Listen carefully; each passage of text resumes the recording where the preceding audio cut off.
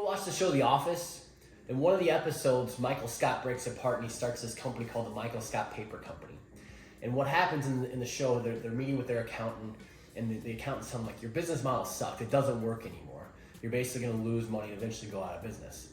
And Michael Scott, and I think it's Pam says, can you run the numbers again? And so the accountant, yeah, the numbers still don't work. And also what I see happening in the construction industry, what I've seen happen since 2020, the past 4 years, is that the numbers don't make sense for most consumers. So there's a ton of activity, there's a ton of demand, I should say. A lot of people want to do a lot of things in their home. Why? Well, let's look at the economical factors. They're sitting on a 30-year mortgage that's a 2.5% to 3% rate.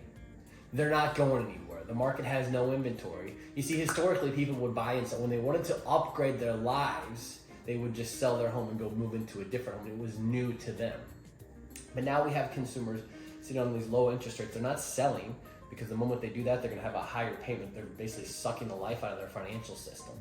So now they're saying, well, let's do something to our house. Let's renovate it, which is great for me because I'm sitting here with all kinds of activity. It's fantastic.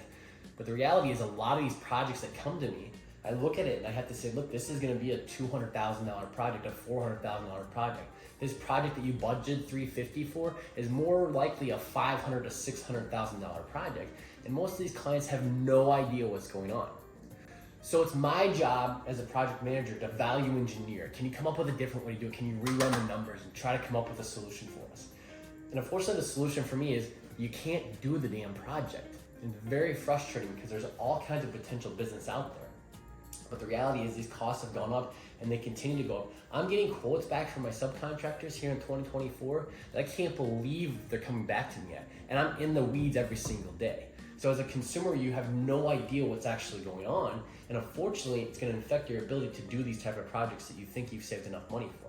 My suggestion is, before you get too far along, before you pay for an architectural plan set that's beautiful that you're never going to do anything with, is that you have a real conversation with someone, with a builder preferably, that actually understands numbers and can tell you truthfully, do you have a budget for this project or not? And if you're an individual and you're sitting back there thinking, I need to run the numbers to make sure they make sense, unfortunately today the numbers probably are not going to make sense for you. So the question you have to ask yourself is, do you really want to do this project? How bad do you want it? Because you're not going to like it from a financial standpoint. But will it give you everything you want? Will it make your family happy? And years down, we're talking 5-10 years down the road from now, because these values are going to keep going up. Your home values are going to keep going up because there's just a lack of inventory. Are you going to make out with it? Is it going to work out? Yeah, it's going to work out. But it's a hard pill to swallow when you're a spreadsheet genius and you live and die by the numbers.